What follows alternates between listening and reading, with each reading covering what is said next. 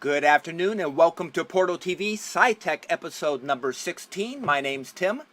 I'm Joanne. And we're going to kick off with our SyTech episode today. So Joanne, how about you lead with your story? Alrighty, this is an interesting one. As soon as I saw the title, I'm like, what is this? Basically, it's plastic computers taking shape but won't replace silicon. And this is obviously not the, high-powered, very expensive gaming systems that we're talking about.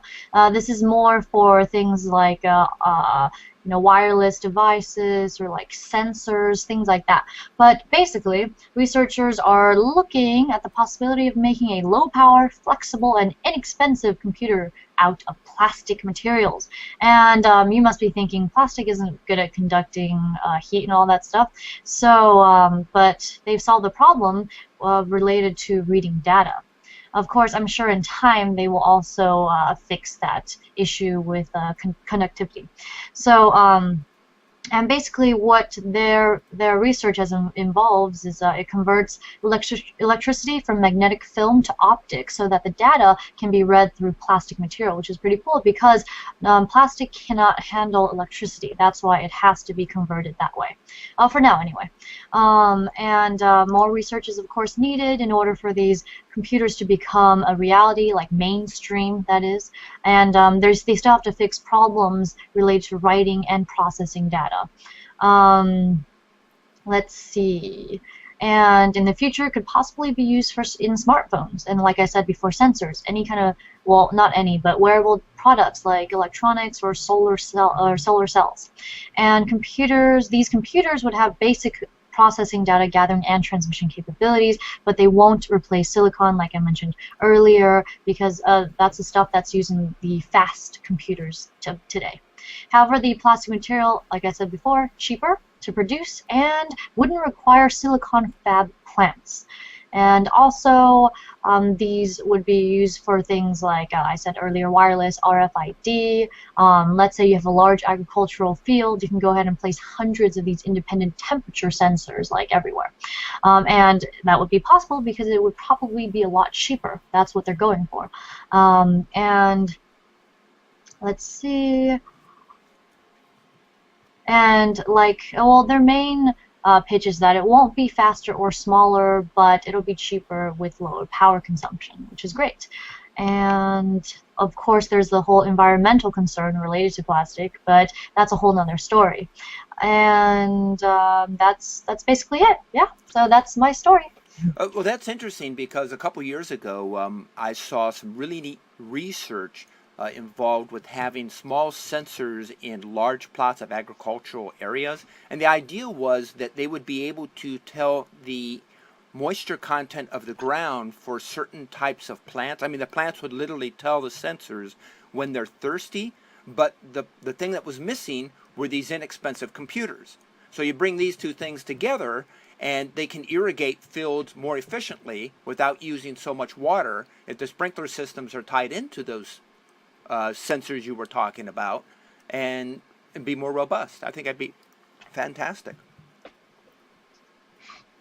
think that would be just great. I'm sorry. I'm looking at the chat and it's hilarious. Now what? Now what? Now what are they doing to us? No. It's Newegg is streaming this channel right now. Are they? Are they really? No, hold on. No, I see Paul making a comment. Go take a look. Whoa, what's going on? All right. Newegg, huh? I've heard of those guys. You got to look out for those guys. Bunch of trolls. Bunch of characters. All right, I'm going to do my segment.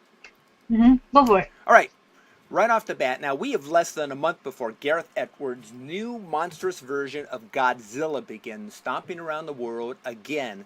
And just from the most recent trailer alone, it's clear that this isn't your father's Godzilla. Now, of course, while the classic monster movie is considered a B movie, a new featurette has a director talking about how the original film was meant to be taken seriously, and certainly in the time it was produced, he's right. And it's that inspiration that drew Edwards to remaking Godzilla and not making it campy. Edwards takes science fiction seriously and wanted this new take on the King of Monsters to have some weight, literally. Now, Godzilla in Japanese means enormous, frightening, or menacing creature. The original movie, made in 1954, played an American reporter named, coincidentally, Steve Martin, of all things, and he was played by actor Raymond Burr, who was later very famous for the long-running Perry Mason series.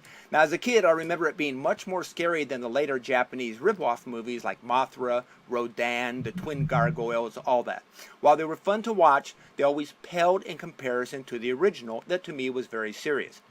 Now, the new Godzilla, being directed by Gareth Edwards of Monsters, comes from a screenplay written by Drew Pearce, Max Borenstein, and Frank Darabont. The cast is led by Aaron Taylor Johnson, with Bryan Cranston, who's best known for his role as Walter White on Breaking Bad. Also included are Elizabeth Olsen, David Strathairn, Ken Watanabe, and Juliette Binoche. An epic rebirth. Watanabe. I'm stopped. What? What? It's Watanabe. Watanabe. Okay, okay. Watanabe.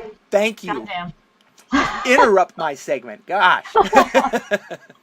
Anyway, this is a rebirth to Toho's iconic Godzilla, and this spectacular adventure pits the most famous monster against malevolent creatures who, bolstered by humanity's scientific arrogance, threaten our very existence.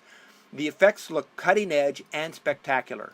Bryan Cranston looks to be putting on quite a show for the audiences too. Warner Brothers and Legendary Pictures are sending Godzilla stomping into theaters May 16th this summer. See the most recent trailer on our Portal TV Facebook page. Be sure to like the page too. We're certainly a little weak in the likes, even though we've had an awful lot of traffic. And that concludes my segment.